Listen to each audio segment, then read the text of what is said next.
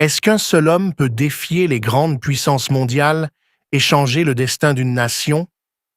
En 2025, le Burkina Faso, sous la direction du capitaine Ibrahim Traoré, est au cœur d'une tempête géopolitique.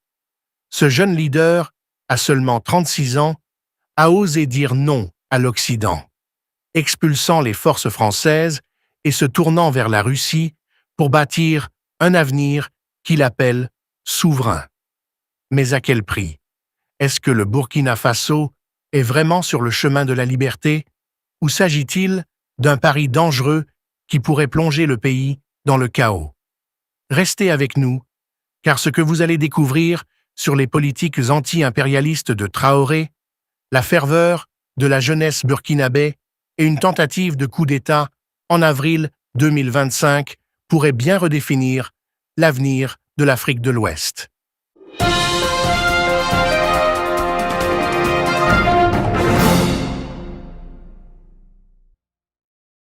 Pour comprendre ce qui se passe au Burkina Faso aujourd'hui, il faut remonter à septembre 2022. À l'époque, le pays est en crise. Des attaques djihadistes font rage dans le nord, tuant des milliers de personnes et déplaçant des millions d'autres.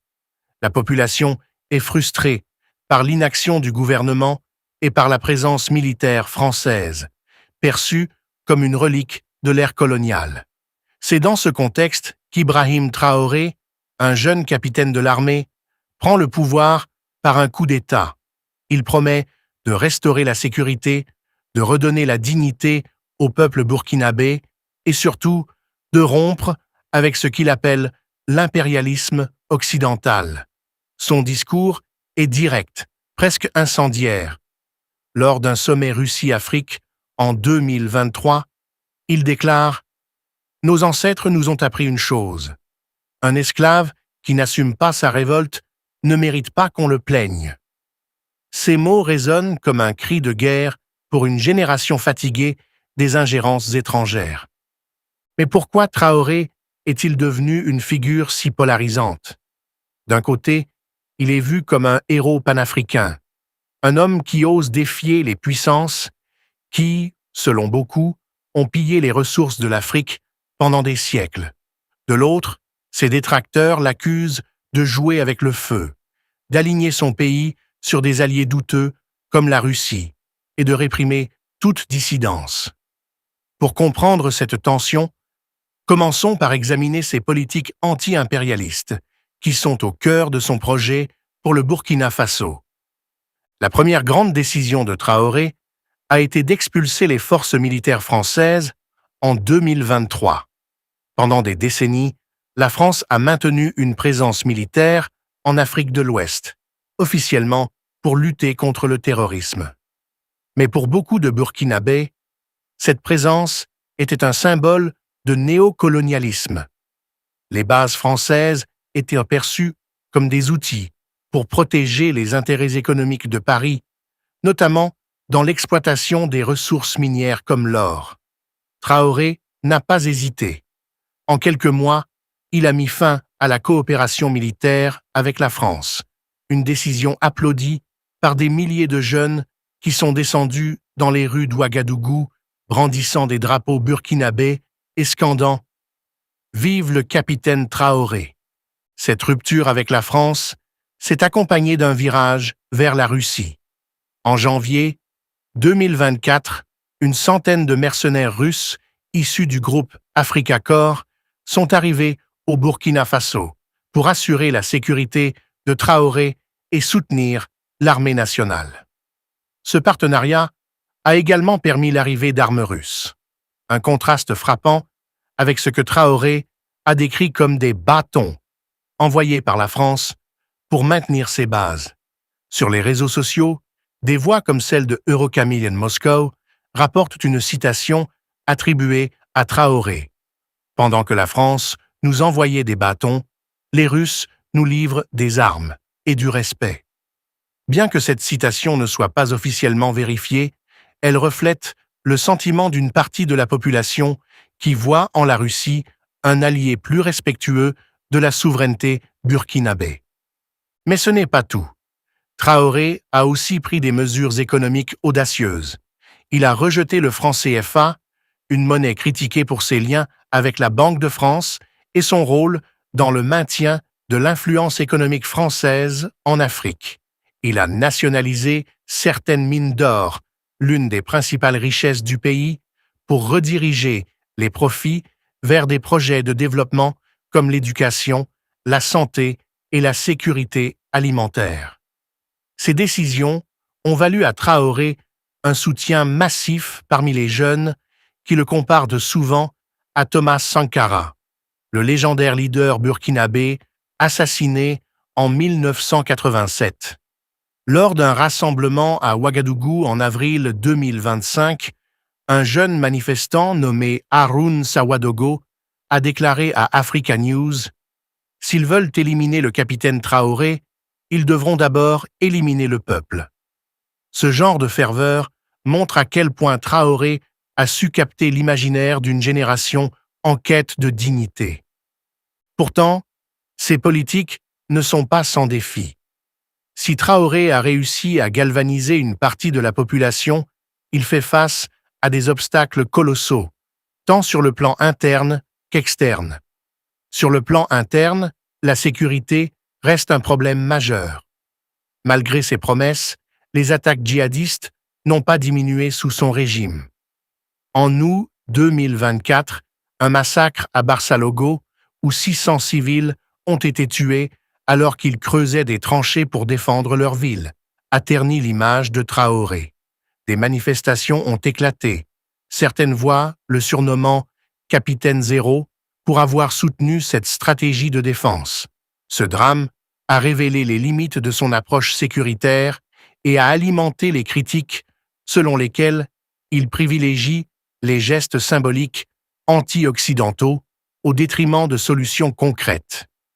Sur le plan externe, Traoré s'est fait de puissants ennemis.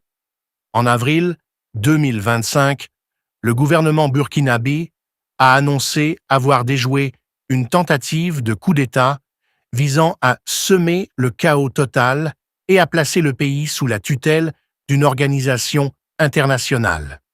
Selon le ministre de la Sécurité, Mahamadou Sana, le complot était orchestré depuis la Côte d'Ivoire, un pays que Traoré accuse régulièrement de servir de base à ses adversaires.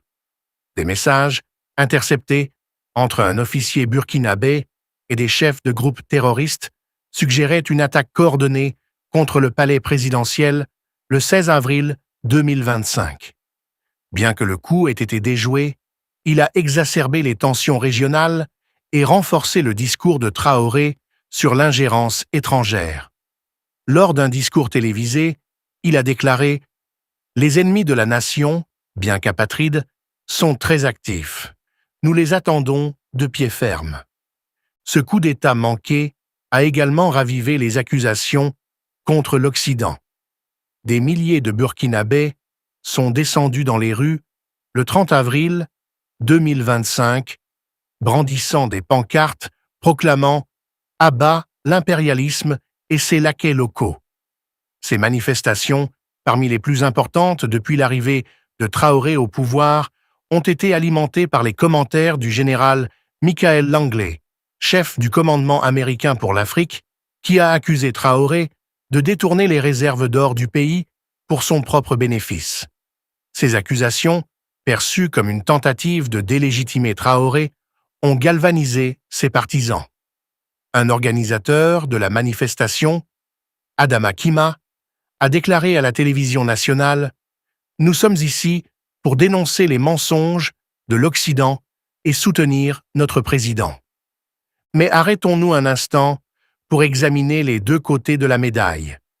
D'un côté, les partisans de Traoré affirment que ces politiques sont un pas vers une véritable indépendance. En s'éloignant de la France et en formant l'Alliance des États du Sahel, AES, avec le Mali et le Niger, ils cherchent à créer un bloc régional capable de résister à l'influence occidentale. Cette alliance, officialisée en juillet 2024, est vue comme un symbole de résistance au néocolonialisme.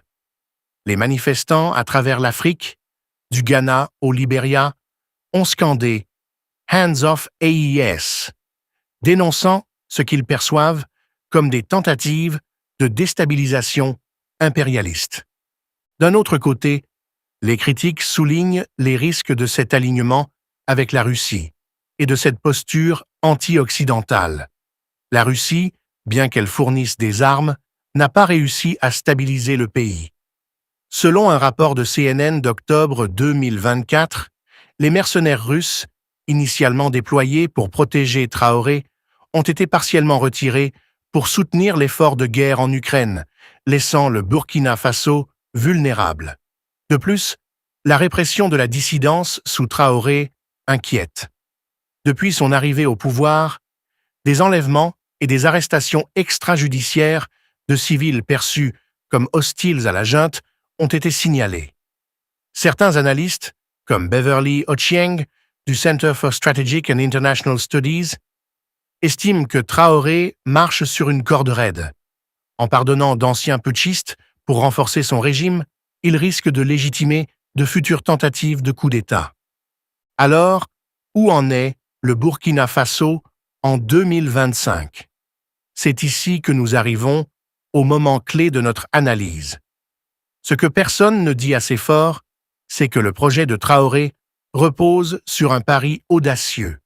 Il mise sur la ferveur populaire et les alliances non conventionnelles pour compenser les faiblesses structurelles de son régime. Mais ce pari pourrait s'effondrer si la sécurité ne s'améliore pas ou si les ressources économiques, comme l'or, ne profitent pas réellement au peuple. Les accusations de Langlais sur l'utilisation des réserves d'or, bien que controversées, soulèvent une question cruciale. Qui bénéficie vraiment des réformes de Traoré? Si les richesses du pays finissent dans les mains d'une élite ou d'alliés étrangers, la révolution promise par Traoré pourrait perdre tout son sens. Pour avoir une perspective plus proche du terrain, écoutons les voix des jeunes burkinabés. Lors d'un reportage réalisé par Democracy Now! En mai 2025, une étudiante d'Ouagadougou, Aïssata Diallo, a partagé son point de vue. Traoré nous a donné de l'espoir. Pour la première fois, on sent que notre pays nous appartient. Mais on a peur. Les attaques continuent. Et on ne sait pas si on peut lui faire confiance pour toujours. Cette ambivalence résume bien le sentiment d'une jeunesse partagée entre l'admiration et l'incertitude.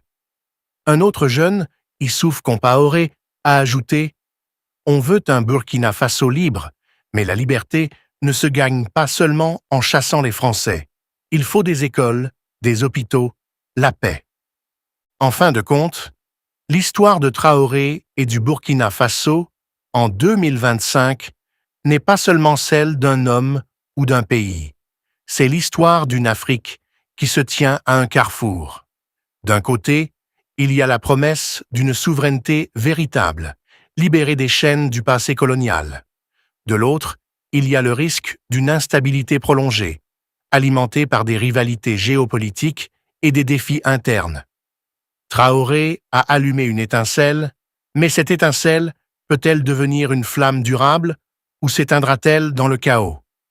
Une chose est sûre, le monde regarde, et l'issue de cette expérience pourrait redéfinir ce que signifie être libre en Afrique. Si cette analyse vous a fait voir le Burkina Faso sous un nouvel angle, ne vous arrêtez pas là. Notre prochaine vidéo explore les coulisses des alliances secrètes qui redessinent la carte de l'Afrique. Abonnez-vous, activez la cloche et plongez avec nous dans ces histoires qui changent le monde.